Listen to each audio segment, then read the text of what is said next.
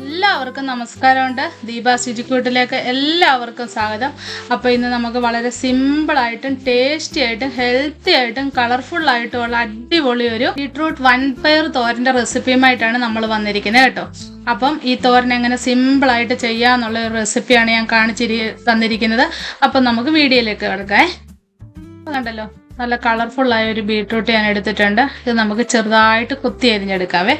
കൂടുതലും നമ്മൾ കൊത്തി അരിഞ്ഞ് തന്നെ എടുക്കണേ. അപ്പോൾ അതിനാണ് ഒന്നുകൂടെ ടേസ്റ്റ് കേട്ടോ. ക്യാരറ്റ് ആണെങ്കിലും ബീട്രൂട്ട് ആണെങ്കിലും ഒക്കെ തന്നെ നമ്മൾ കൊത്തി അരിഞ്ഞെടുക്കുന്നതിനാണ് ഒരു ടേസ്റ്റ്. കണ്ടല്ലോ, ഇതുപോലെ കൊത്തി അരിഞ്ഞ് വെച്ചിട്ടുണ്ട്. അതിനുശേഷം ഒരു ചെറിയ സവാള അതിലേക്ക് അരിഞ്ഞിടണേ.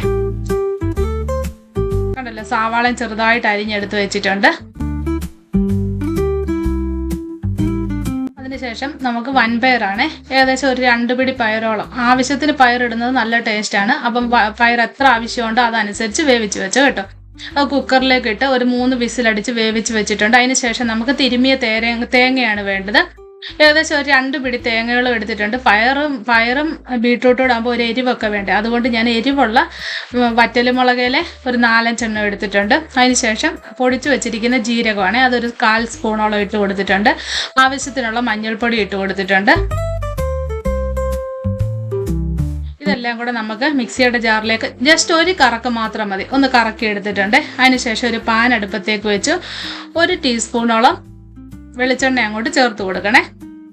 വെളിച്ചെണ്ണ അങ്ങോട്ട് ചേർത്ത് കൊടുത്ത് വെളിച്ചെണ്ണ ഒന്ന് മൂത്ത് വരുമ്പം കടുക് അങ്ങോട്ട് ചേർത്ത് കൊടുക്കുക. കടുക് ഒന്ന് പൊട്ടട്ടെ.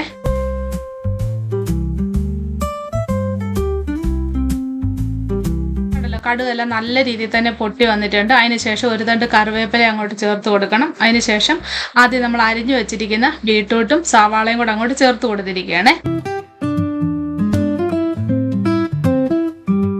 ബീട്രൂട്ടും സവാളയും ഒന്ന് ഇട്ട് കൊടുത്ത് ഒന്ന് ഇളക്കി വെച്ചതിന് ശേഷം അതൊന്ന് അടച്ചു വെക്കണേ.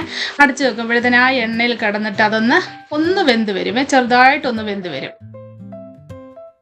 അതിനുശേഷം അതൊരു 2-3 മിനിറ്റ് ഒന്ന് അടച്ചു വെക്കണം. എന്താണെന്ന് വെച്ചാൽ നമ്മൾ പയർ ഓൾറെഡി വെന്തതാണ്, അതുകൊണ്ടാണ് ഒന്ന് ബാലൻസ് ചെയ്യാൻ വേണ്ടിയിട്ടാണ് ഈ ബീട്രൂട്ടും സവാളയും കൂടെ ഒന്ന് അടച്ചു വെച്ച് ഒന്ന് വേവുന്നത് ഒരു 3 മിനിറ്റ്. അതിനുശേഷം ആവശ്യത്തിനുള്ള ഉപ്പും ചേർത്തതിന് ശേഷം നമ്മൾ അരപ്പ് അങ്ങോട്ട് ചേർത്ത് കൊടുത്ത് അതിൻ്റെ മുകളിലോട്ട് ആ വെന്ത പയറും കൂടെ ഒന്ന് ചേർത്ത് കൊടുത്ത് പയറിനൊരു 3 വിസിലടിക്കുമ്പോഴത്തേന് തന്നെ അത് കറക്റ്റ് വെന്ത് കിട്ടും കേട്ടോ. കുതിർത്തിട്ടൊന്നും അല്ല വേവിക്കുന്നത്, ഡയറക്റ്റ് അങ്ങോട്ട് ഇട്ടിട്ട് കുക്കറിലോട്ടിട്ട് വെള്ളം ഒഴിച്ചിട്ട് വേവിക്കുന്ന പയറാണ്. അതുകൊണ്ട് 3 വിസിലിൻ്റെ ആവശ്യമുള്ള. അതിനുശേഷം അതിനെ ഒന്ന് തല്ലി പൊത്തി അങ്ങോട്ട് വെച്ചതിന് ശേഷം പയറ് വേവിക്കുമ്പോൾ നമ്മൾ ഉപ്പിടണം കേട്ടോ. പയറിന് ആവശ്യമുള്ള ഉപ്പ് ഉണ്ടല്ലോ. ഒന്നുകൂടെ ഒന്ന് അടച്ചു വെച്ചേ. ഒരു 2-3 മിനിറ്റ് മതി അതും വേവാൻ വേണ്ടി. അതൊന്ന് അടച്ചു വെച്ചിട്ട് ഒന്ന് തുറക്കണം. അടിപൊളി മണമാണ്, നല്ല അടിപൊളി ഹെൽത്തി ആയിട്ടുള്ള ഒരു ബീട്രൂട്ട് തോരനാണ്. കണ്ടല്ലോ, ഒന്നിലൊന്ന് തൊടാതെ, ഒന്ന് കുഴഞ്ഞും പോകാതെ, ഒന്നും ഒട്ടിപ്പിടിക്കാതെ നല്ല അടിപൊളിയായിട്ട് തന്നെ കിട്ടിയിട്ടുണ്ട് നമ്മുടെ ബീട്രൂട്ട് തോരൻ. ഈ ബീട്രൂട്ട് തോരന് വറ്റലുമുളക് ചതച്ചത് കാരണം നല്ല ഒരുമാതിരി ഒരു സ്പൈസി ഉണ്ട്. നമുക്ക് വേറെ ഒരു കറിയോ കൂട്ടാനോ മറ്റൊരു കാര്യങ്ങളോ ഇനി ഫിഷോ ഒന്നും ഇല്ലെങ്കിലും നമുക്ക് ഈ ബീട്രൂട്ട് തോരൻ മാത്രം മതി ചോറ് കഴിക്കാൻ. കേട്ടല്ലോ, അപ്പം കണ്ടല്ലോ ഇതിൻ്റെ ഭംഗി ഉണ്ടല്ലോ. അത്രയ്ക്ക് തന്നെ ഹെൽത്തിയുമാണ് ബീട്രൂട്ട് തോരൻ. ബ്ലഡൊക്കെ വർദ്ധിക്കാൻ അടിപൊളിയായ ഒരു തോരനാണ്. അപ്പോൾ ഇതിൻ്റെ റെസിപ്പി വളരെ സിമ്പിളുമാണ്. അപ്പോൾ ഇതിൻ്റെ റെസിപ്പി എല്ലാവർക്കും ഇഷ്ടമായെങ്കിൽ എല്ലാവരും ലൈക്ക് ചെയ്യണം, ഷെയർ ചെയ്യണം, സപ്പോർട്ട് ചെയ്യണം. അപ്പോൾ അടുത്തൊരു വീഡിയോയുമായി വരുന്നത് വരെ എല്ലാവർക്കും ബൈ.